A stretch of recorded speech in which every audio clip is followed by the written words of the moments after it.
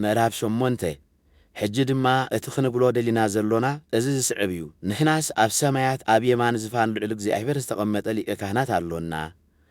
ንሱ ኣብታ ሰብ ዘይኮነስ እግዚኣብሔር ዝተኸላ መቕደስን ድንኳን ሓቅን እዩ ዘገልግል ሊቀ ካህናት ዘበለ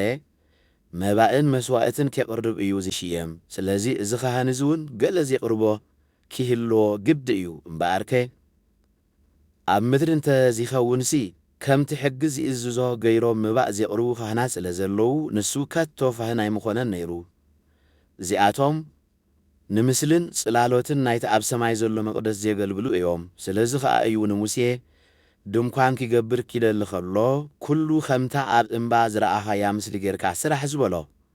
ሕጂ ግና እታ ኢየሱስ መምጎኛ ኮይኑ ዘገልግለላ ኺዳን ካብታ ኣረጊት ዝበለጸትን ኣብ ዝበለጸ ተስፋ ዝተመስረተትን ስለ ዝኾነት እቲ ንእኡ ዝተዋህቦ ኣገልግሎት ካብቲ ናቶም ዝበለጸ እዩ እታ ቀዳመይቲ ኺዳን ኣበር እንተዘይርከባ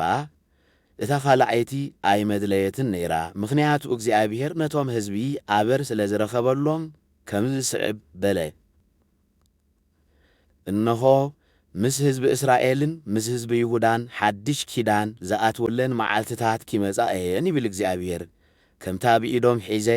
ካብ ምድሪ ግብፂ ዝኸውፅኦም ከለኹ ምስ ኣቦታቶም ዝኣትኽዎ ኺዳን ኣይኮነን ንሳቶም ብኺዳነይ ኣይጸንዑን እሞ ኣነ እውን ብኣቶም ምግዳስ ገደፍክዎ ይብል እግዚኣብሔር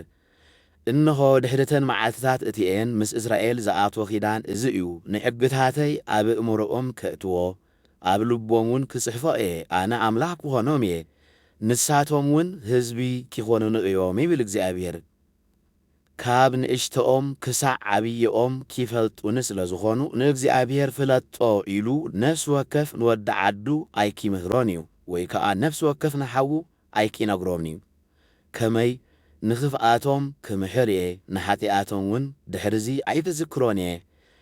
ነዚ ኺዳን እዚ ሓድሽ ኢሉ ብምጽውዑ ነቲ ቀዳማይ ኣረጊት ገበሮ እቲ ዝኣረገን ዝበለየን ከዓ ቀልጢፉ ጠፋኣይ እዩ